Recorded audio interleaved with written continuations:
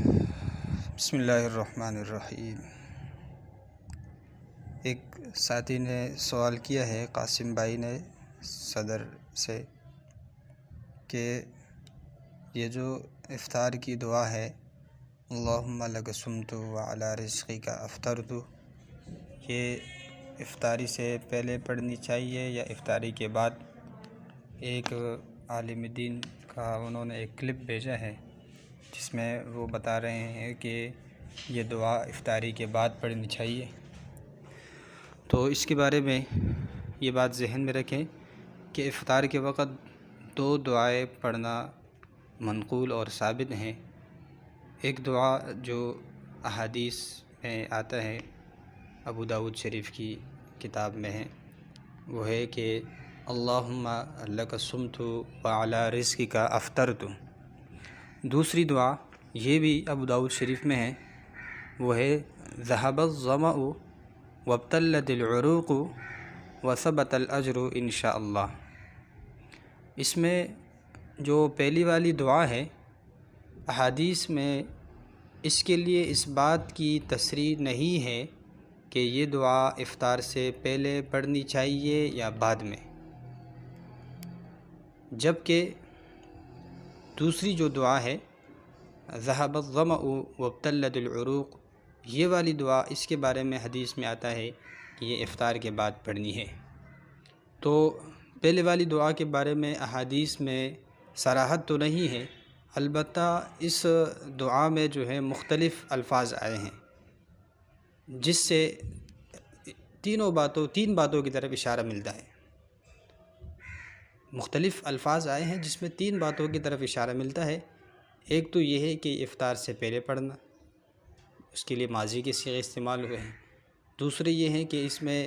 حال کے صیغے بھی استعمال ہوئے ہیں جس میں اس بات کی طرف اشارہ نکلتا ہے کہ یہ افطار کے درمیان میں پڑھنی چاہیے۔ اور تیسرے یہ ہے کہ مستقبل کے صیغے استعمال ہوئے ہیں جس میں اس بات کی طرف اشارہ ہے کہ یہ افطاری کے بعد پڑھنی چاہیے۔ لیکن چونکہ صراحت کسی حدیث میں نہیں ہے، اس لیے کسی ایک بات پر اصرار کرنا اور باقی کا انکار کرنا یہ درست نہیں ہے۔ یہ کہنا کہ یہ صرف بعد میں پڑھنی چاہیے پہلے نہیں، یہ بات درست نہیں ہے۔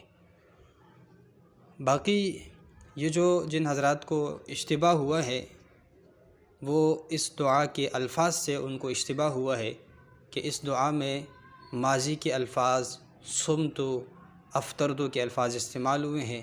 جس کا مطلب یہ ہے کہ کسی کام کے ہو جانے پر یہ الفاظ پڑھنا ہے، کہ کسی کام کے ہو جانے کے بعد یہ الفاظ ادا کرنے ہیں۔ مگر یہ بات یاد رہے کہ عربی زبان کے قواعد کے اعتبار سے یہ ضروری نہیں ہے کہ ماضی کے لیے صرف ماضی کے ہی الفاظ استعمال ہوں، بلکہ عربی زبان میں کبھی تو ماضی کے لیے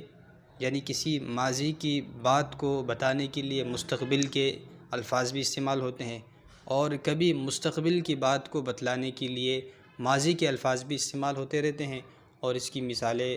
علماء جو ہے نا وہ ان کو معلوم ہے، قرآن شریف میں احادیث میں اس کی مثالیں بکثرت موجود ہیں، اور ہمارے ہاں بعض مواقع پر اس طرح کے الفاظ وہ استعمال بھی ہوتے ہیں، جیسے کہ اقامت میں قد قامت الصلاۃ کا لفظ استعمال ہوتا ہے، جو عربی زبان میں یہ ماضی کا صیغہ ہے، جس کا مطلب یہ ہے کہ نماز شروع ہو گئی۔ قد قامت الصلاۃ کا مطلب یہ ہے کہ نماز شروع ہو گئی، لیکن جب یہ الفاظ ادا کر رہا ہوتا ہے مؤذن صاحب تو اس وقت نماز شروع نہیں ہوئی ہوتی ہے، بلکہ تکبیر تحریمہ کے بعد شروع کی جاتی ہے۔ اس لیے الفاظ سے یہ ثابت کرنا درست نہیں ہے کہ یہ دعا افطاری کے بعد پڑھنی ہے، پہلے درست نہیں۔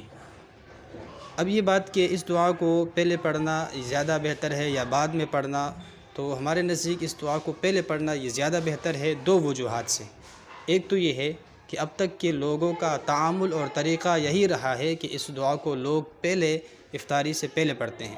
اور دوسری بات یہ ہے کہ افطاری کے بعد کے لیے تو دوسری دعا موجود ہیں، احادیث میں اس کی صراحت ہیں، تو اس لیے بھی یہ بہتر یہ ہے کہ اس اللہم لک صمت والی دعا کو پہلے پڑھی جائے۔